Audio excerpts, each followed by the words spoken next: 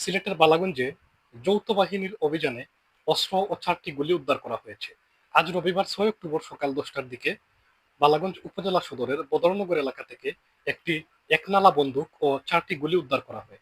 গোপন সংবাদের ভিত্তিতে বালাগঞ্জ সুইচ গেট এলাকার বড়বাগা নদীর পাশে বালুর নিচ থেকে পলিথিনে মোড়ানো বন্দুক ও গুলি উদ্ধার করে যৌথ বাহিনী। তবে এই ঘটনায় কাউকেই আটক করা হয়নি।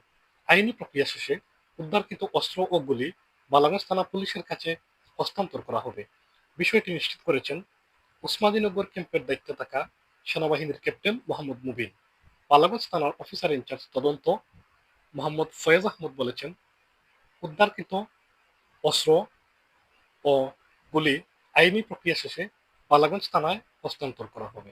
এর আগে বালাগঞ্জ উপজেলা ছাত্রলীগের সাবেক সহসভাপতি জুয়েল আহমদের বাড়িতে অভিযান চালানো হয়, তবে তার বাড়ি থেকে অস্ত্র উদ্ধার করা যায়নি।